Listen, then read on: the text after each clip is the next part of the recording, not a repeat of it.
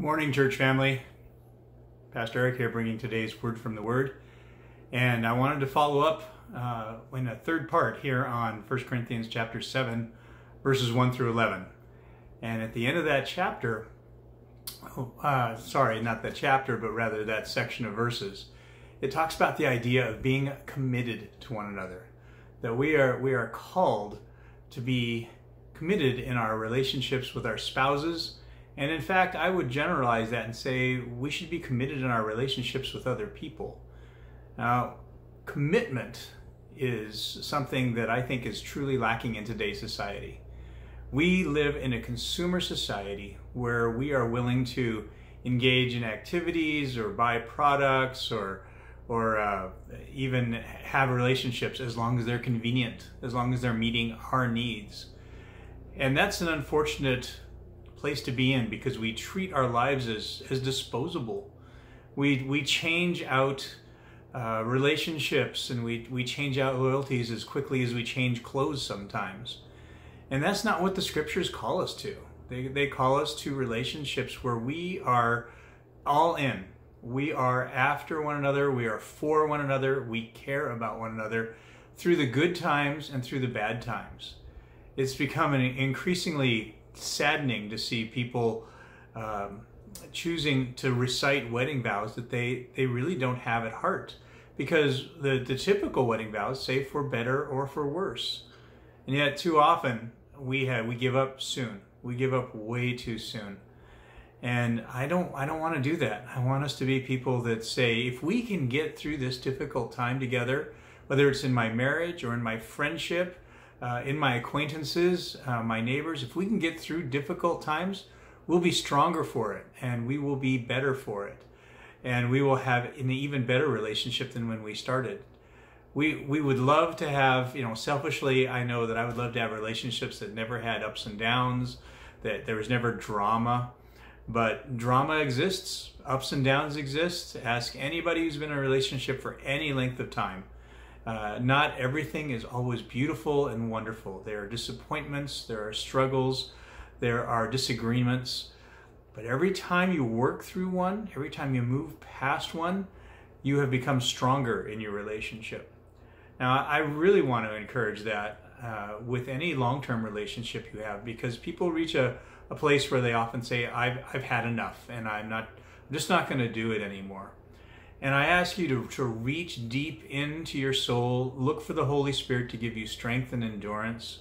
Be willing to do the hard work. I think that's one of the things that's hard, is that I'm as prone as anybody else. If I can't get a handle and have a degree of competency on something in a fairly short period of time, then I don't want to do it. It's hard work to get better at something. And in relationships, it is not only hard work, but it can be deeply troubling work, because we're hurt at our souls, we're hurt at a relational level. But he says through his word, and the Apostle Paul here in 1 Corinthians 7, stay with one another, be committed to one another, work through the difficulties. And we want to find good tools to do that. On Sunday last week, I talked about questions that are important to relationships. Have honest discussions. When was the last time you looked at somebody you had a relationship with? I don't care if it's a friend, a relative, or a spouse, that you looked them in the eye and said, how are we doing? Is there anything in our relationship that could be better? Is there any way that I could be a better person for you? And it pays dividends, especially if it's coming from a place of I genuinely want to help, rather than a place of being defensive and saying, how can we be better? For me, every week, I make it a practice to do my very best to remember to ask my wife, how are we doing? How am I doing as a husband for you? And it's not always fun, because some weeks I know I haven't done very well, and she's going to let me know, which I want her to do, even if it's hard. I want her to do that, because without checking in, without having that honest conversation, we'll only end up with harbored resentments and bitterness that are gonna come between us. So here's some fun in my relationship. My lovely bride loves music. She watches music shows, she listens to music on a regular basis, and I asked her once, I said, what's going on inside your head when you're being quiet? She goes, usually there's music running through it, except when I'm not doing so well. And I said, really? She goes, yeah, the music stops because I'm preoccupied with the things that are bothering me. I said, oh, so is that a fair question to ask? Is that a nice, funny way maybe to ask? How are we doing by saying, hey, how's the music in your head? She goes, yeah, that's a fair way to ask. So I do that from time to time. How's the music in your head? And she'll say, okay. And I'll say, well, what's wrong? And it might be me, it might be someone else, it might be a different situation. That's okay. But sometimes she says, it's going great. I said, good.